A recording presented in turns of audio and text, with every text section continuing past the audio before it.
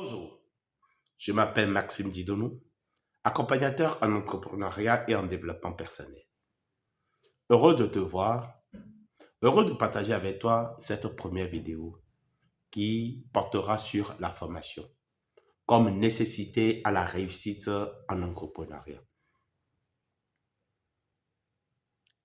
Pour pouvoir entreprendre, il est important et indispensable de se faire former dans le domaine où nous voulons entreprendre. Plusieurs personnes passent cette étape, sautent cette étape et entreprennent et connaissent beaucoup de difficultés à réussir dans l'entrepreneuriat. Ton plan d'entrepreneuriat doit intégrer la formation. Ton plan d'entrepreneuriat doit prendre en compte la formation, ta formation. Pour ne l'avoir pas fait, plusieurs entreprises ont fermé. Moi-même, j'ai dû fermer par manque de formation. Avant d'aller loin, de présenter des cas pratiques de formation, permets-moi de te raconter ma petite histoire. En 2014, j'ai commencé une activité qui a pris, ou déjà en 2015, moins d'un an après avoir commencé, nous brassions déjà plusieurs millions.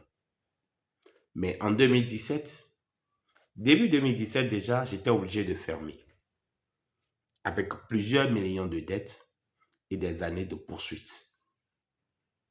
Simplement parce que je n'avais pas la formation nécessaire pour pouvoir prendre l'entreprise et la porter là où je dois la mener.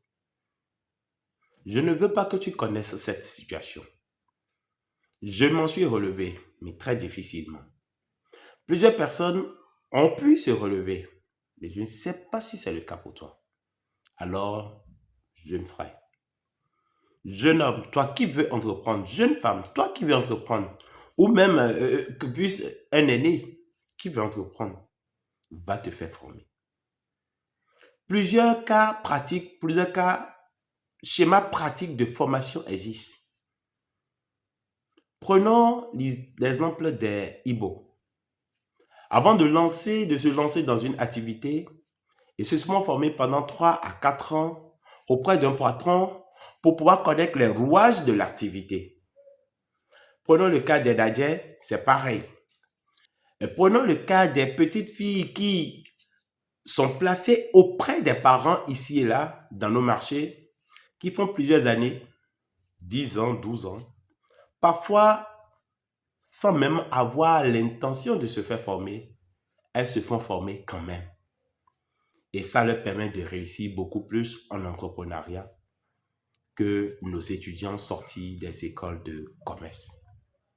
Lorsque nous prenons les apprentis qui font 3 ans de formation dans nos ateliers et qui sortent, ils ont plus de chances de réussir en entrepreneuriat que les étudiants. Alors, toi qui veux entreprendre, va te faire former.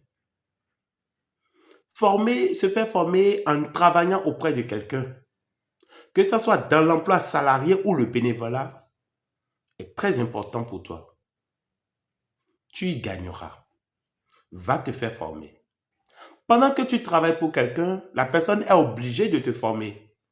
Parce que te former lui permet de gagner plus de ressources, parce que tu vas lui amener plus d'argent dans son entreprise, dans sa poche. Donc, il est obligé de te former. Mais toi, tu te formes et tu ne supportes pas les conséquences de tes erreurs pendant la formation. Parce que pendant que tu es en train de travailler pour quelqu'un, ce n'est pas toi qui supportes les erreurs, les conséquences de tes erreurs.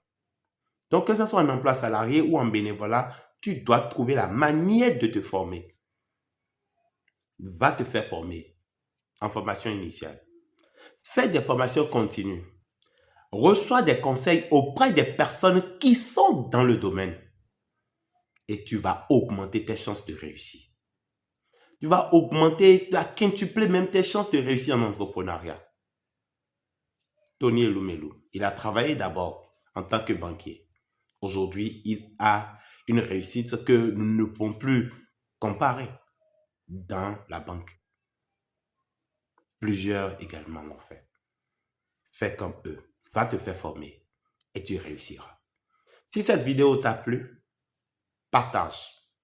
Abonne-toi à ma chaîne pour voir d'autres vidéos, mais n'oublie pas de liker. Merci. Qu'il y a un père qui a la solution.